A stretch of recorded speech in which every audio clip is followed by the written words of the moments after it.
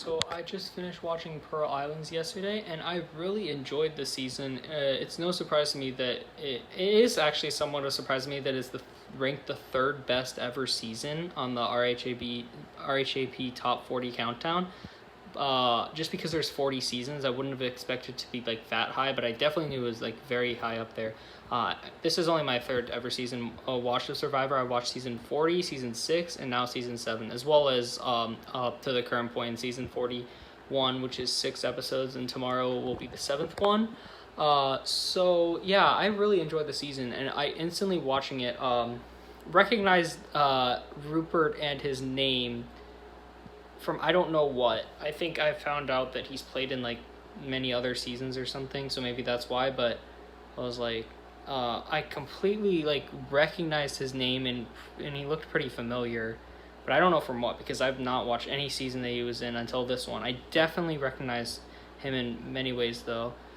Sandra I obviously recognize from season 40 and knowing that she has won twice, as well as Johnny Fairplay, who I have definitely heard of for the first time in a Terran show many years ago, listening like in 2017 or 18 when I first listened to some of these Terran show interview of Rob, where Rob was talking about having lived with Johnny Fairplay, like when he was first moving to California, when Nicole, his now wife, I don't think they were married back then, was still living in like New York or something. So that's when I heard about Johnny Fairplay, but I had no idea who he was, just that he was like some sort of like wild guy on that one on Survivor or something, I don't know. And then I remember like seeing him mentioned somewhere on Reality NSFW how he's like a person that hosts that on YouTube. Haven't watched any of that, but I had like seen like thumbnails scrolling by and stuff. And I don't really, I also, and then semi-recently I heard somewhere about the mention of the, like in a video about the dead grandmother lie, and like reading an article about it actually. And I remember seeing in the article how it said that production after the season called his grandmother's house, or like called home, like offering condolences, and it was his grandmother who actually picked up the phone, who was the person they were talking about. But really I found out in this video on RHAP from 2014 that was like 10 years after Pearl Islands video, I think that's the one I found it out from, is that, oh no, that's not what I found it out from. I found this out from the reunion, that in the reunion show, the 15th episode of season 7, how Johnny Fairplay, or it was actually Jeff, was saying how they called home and that's all that stuff, but it was actually after the reward challenge that they did that. After they did the reward challenge, and then Johnny Fairplay and the whatever his name is, his nickname is for his friend, I don't remember, went off back to the Balboa tribe, which is the Balboa tribe named after Rupert's pet snake that he saved and ended up unfortunately dying like a day later or so. Is that, I would assume that's named after him, or did he name the, I think I remember him saying how he named the snake after something like that related to Panama or the Pearl Islands or something, and maybe that's just what happened to be named the tribe, or did they name it because, did either production or the people name it because of the snake, which I don't know. I might have to look back to see if that was mentioned, or maybe it wasn't. But yeah, it was actually that going into this, I thought that nobody was gonna know in this entire show until the reunion show anything that happened, including the production, including the show, or anything. So watching that happen for the first time in the final 7, the dead grandmother lie, was very tough to watch, considering I knew exactly what was gonna happen. If I didn't, it would be much like a better watching experience, because I just couldn't watch that for the first time knowing that it wasn't true. Like, it just makes me feel so uncomfortable because of how, especially it being 2003, even so much more, because of how bad everybody felt for him in like every way, and were giving up their family visits for Johnny Fairplay to go with his friend. It was It was actually tough to watch, and it was like more of like a secondhand embarrassment, like extreme version of that, I guess. Kind of watching that, but yeah, it's definitely interesting. That's like it's definitely interesting that someone did that all the way back in 2003, and that's why like it was so extreme. Like in the reunion, how so many people were like booing for Johnny Fairplay. Like especially even if you saw this now, like people would not be happy about this. Like think for example, not related at all, but let's just think this is not even strategy related in the slightest, but it's also not a sort of thing that the difference about it was Johnny Fairplay's strategy was aimed in a very particular way, which it could probably make many people feel very upset with him after the season, right? Because of how he used that. But for example, in Big Brother 23, how Kyland leaving the house was talking about Xavier's nephew, and Xavier's brother recently passed away. That is a very different situation because that's someone talking about something that actually happened for sure. Not really talking about it, but like bringing something up that's very personal to someone in that way is a different sort of extreme. It's not really related at all. I don't really know how to classify which one of these is worse, though, because one of them is trying to make other people feel bad for you to do better in the game, which is something that Matt Hoffman did with his sick wife, I believe it was, in Big Brother 12, while the other one is actually talking about something that really happened outside of the house, and not talking about it, but like referencing someone who, like a family member who's very closely related to something that happened in a way that is a negative connotation towards Xavier as a person, which I feel like is a lot worse. But in terms of everybody that was affected in the game, in terms of this, it's probably not as good. But also the fact that it was, with Big Brother, everything's live. This was on live TV. Everything was happening that way. Versus on Survivor, they have their own way to tell this story. If you got to see an entire day of live feeds of Johnny Fairplay and his friend on that island for a day, like it would be worse. I'm just saying, like it would be a lot worse. So I really don't know. They're not really comparable anyway. It's just something that I thought of, right? Yeah, I'm going on some tangents. Overall, I think the season was very interesting. I didn't know for sure that Sandra won until it was getting really far down into it. I was messaging in it's actually Taryn Armstrong's Discord. Like he has a Discord for subscribers to his Twitch channel that I'm in, and it was like in the Survivor All Time channel. I was messaging about stuff, and someone like spoiled something, messaging back to me, and it mentioned how Sandra won. So I did know that when I was like maybe Final 4 or 5 or something like that, or I was at Final 5, and this was like midway through the episode where I already knew that like Sandra was likely staying at Final 5. So it wasn't too much of a spoiler. Like it would surprise me if it went any other way at that point, to be honest, considering I knew that Johnny Fairplay got third as well. So yeah, I expected at that point Burton fifth, either Lil or Dara swap them between fourth and second, and then it's Sandra at the end. I did not think that, for some reason I didn't think this is the season that Sandra won at the first time. I thought this was her first season. She came back a bit later, then won the first time, and then came back in Heroes vs. Villains and won the second time.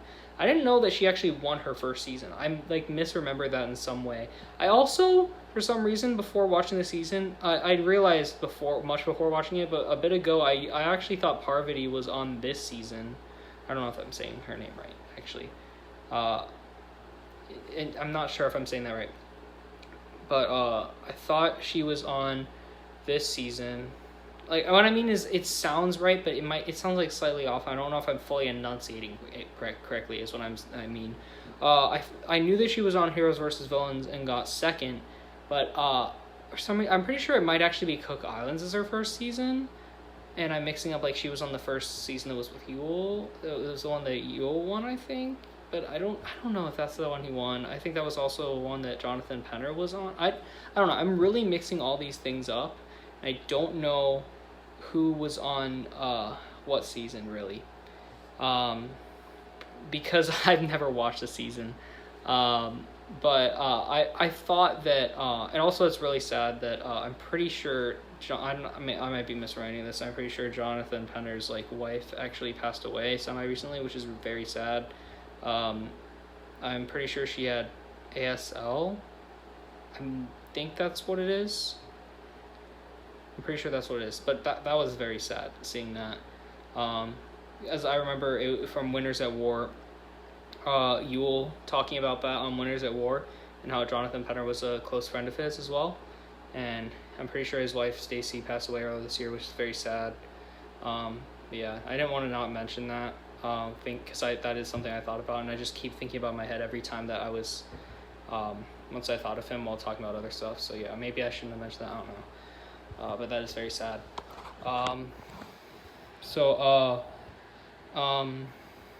What was it? I don't know if I should have said that actually. Now I'm getting sidetracked. It was, yeah. So season 7, I thought that Parvati was in it, but she actually wasn't. I'm pretty sure it might be season 11, Cook Islands, that she's in. And I did not think Sandra was gonna win. I knew John wasn't gonna win. I thought maybe there's a chance that somehow this season, like earlier in it, that Rupert literally just goes all the way to the end and wins. A few weeks into it, I'm noticing that's definitely not going to happen. In terms of alternate winners, I think maybe Burton is a possibility. Maybe Burton wins. Maybe somehow Lil wins. Maybe, I don't know. I don't think I thought, what's her name, Crystal was going to win. I don't think I thought that Darrow was going to win, but they were. I also at some points thought that it was. They were like really everybody I had as a possibility. Like even decently far into it, I was like, what if Darrow wins like a final 6 when she's winning all those immunities? Like what if she actually makes it all the way out and wins? What if Tawana wins? I thought that was a possibility as well. What if, who was at 9? Ryan O. I didn't realize until the end when I found out his name was Ryan O something, that it's Ryan O. So if you say Rhino, it's just Rhino. I liked him despite things that he would say about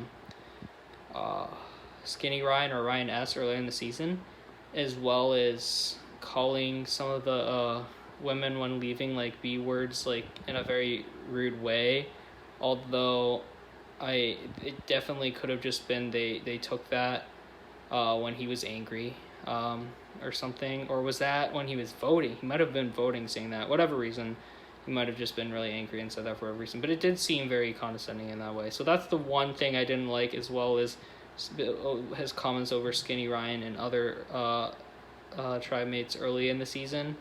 But I did like how he was able to bond with Pete the Pelican, and I did not like how Austin was so scared that he had to literally sharpen his stupid machete, and like saying he was going to literally cut off Pete the Pelican's head. And I just like hearing that, it just made me feel so like uncomfortable, just like watching that. I didn't want to think of the image of this nice Pete the Pelican like dying like that. It just like made me so uncomfortable. And even Savage, what's his first name, like Andrew, I don't know, I guess they called him by his last name a lot for whatever reason, Andrew Savage, he was even like, that was finally the thing. I was like, I can't take this anymore for him, I guess. But yeah, that really didn't make me feel good about that. There's a lot of stuff I learned about in this video that I was mentioning earlier, a 10-year anniversary on RHAP of Pearl Islands, and it included Rupert, Sandra, and John. And something that was mentioned in there, how John saying that he heard that Austin had like a staph infection, which is a type of bacterial infection, when he was like quitting, and how before the tribal council, you have to see a doctor before each tribal council, and they told him that the best thing is for him to get voted out because he has an infection and how it's won't be good for him. So, but then Rupert was saying he didn't think that was true, and then Sandra didn't hear anything about it, but John thought it was, and they said everybody in the Morgan tribe said that, so unless they're like conspiring 10 years later, then that's the case or something. So I don't know, that was interesting. There was also some other things brought up. John was still like arguing over having the glasses in his shoes, so that's why Sandra beat him to the beach at the very beginning of the season. Apparently Sandra didn't believe John's dead grandmother lie because Johnny Fairplay was mentioning on the boat at the beginning to Krista and Sandra how because Krista was talking about how her dad had recently passed away, I believe. And so Johnny Fairplay was starting to play up the dead grandmother lie, saying how his grandmother had died or whatever. But really, he says that he didn't say that she died, but that he was like close with her or whatever, or she might not be doing well or something like that. I don't know. Like, it's trying to set it up, but like Sandra says that he said that she died. So that's why she didn't believe it when he had yet another dead grandmother. Then it was like, does he have two dead grandmothers, or is there something up? So that's why she was in that episode so like ruthless in terms of getting Johnny Fairplay off. And then when they went off to the island, which is really only a quarter mile across from, it was on the same island, just the other side, which is only a quarter mile away, she said. But they had to stay over there with just like what they had, a very small amount of stuff. They were all like trying to tell Sandra how she had to be more sympathetic, how it's not good, how John was like trying to understand his grandmother's loss or whatever, but she never believed it. But it was for like a reason that might not have even been the case, but then we don't know if it's Johnny Fairplay saying that he didn't say that, if it's Sandra mishearing it, or that Sandra really did hear it and that's what it said, and then Johnny Fairplay either doesn't remember that's what he said or is purposely saying that's not what he said. So like, who knows? There was a lot of interesting things in there where Rupert or Sandra or Johnny Fairplay would talk about their perspectives on certain things in the game, and it was very interesting. And they all can talk just fine 10 years later. Sometimes getting slight amounts of arguments, but they know. And it was also interesting how the way that Johnny Fairplay would just bring things up, like the way it was just like, I don't even know. But it was interesting seeing that, how chill Sandra was in that video, like how nice she was to everyone, including and Johnny Fairplay and Sandra to each other still, like slightly the tiniest bit argumentative, but not really too much. And Sandra mentioning how apparently she was actually on the Dr. Phil show that Todd Herzog was on. I didn't know that. I know he's the winner of Survivor China, and he was on Dr. Phil for I think he got a lot of drug addiction of some sort, I believe. I'm not entirely sure, but apparently Sandra was on the show to help him out and was like sending messages or letters to him like every few weeks around this time. So that's actually very nice of her. And so yeah, that was something else that was brought up. That video, despite there's a lot of technical difficulties at the beginning, it's definitely worth the watch for a lot of different parts of that, I believe. Check it out at RHAP, type RHAP 10-year anniversary Pearl Islands into YouTube, and it should come up. I can link it in the description or the comments if anyone does watch this. This is just a long video talking about random thoughts I have on Survivor Pearl Islands. I thought this would be just a couple minutes. It's over 18 minutes.